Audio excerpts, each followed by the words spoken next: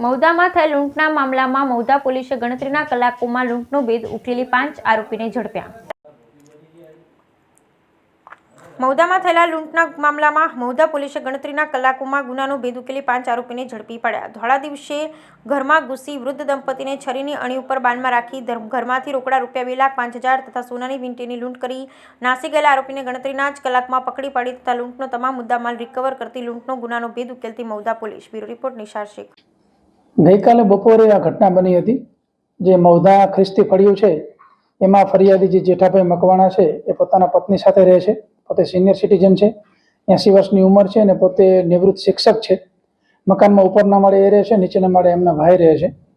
અને બપોરે જે ઘટના બની એમાં અચાનક જ એમની રૂમની અંદર 3 લોકો આવે છે અને પાછળથી એમના મોઢા ઉપર ચાદર ઢાંકી અને એમને દબાવી દે છે।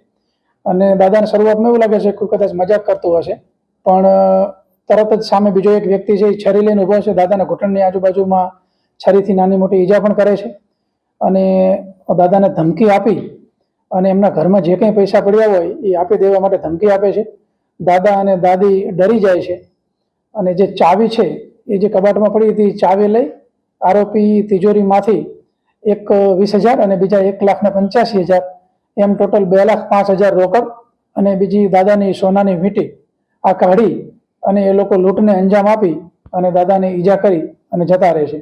આ ઘટના ખૂબ ગંભીર હતી, કારણ કે દિવસના સમયે લૂંટ હતી, ઘરમાં ઘૂસીને લૂંટ હતી અને ખાસ કરીને સિનિયર સિટીઝન કે એમની સેફટી અમારી ટોપ પ્રાયોરિટી ઉપર હોય છે, તો સિનિયર સિટીઝનને બંધક બનાવી અને આ પ્રકારની લૂંટ કરવામાં આવી હતી।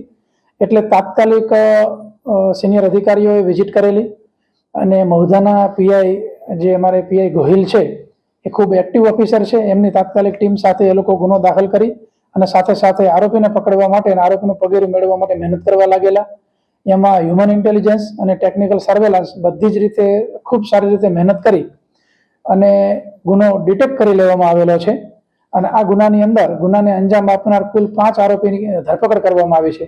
આ જે 5 આરોપી છે એ 5 આરોપી પૈકી આરોપીને જો આપણે વિગત જણાવું તો કિરીટભાઈ બાબુભાઈ મકવાણા એ મૌદાના છે, રોહિતવાસમાં રહે છે।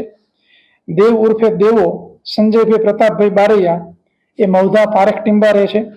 નિલેશ અશ્વિનભાઈ શંકરભાઈ પરમાર એ વટવા અમદાવાદના છે અને પાનુભાઈ ભરતભાઈ રાણા એ પણ વટવાના છે અને હર્ષ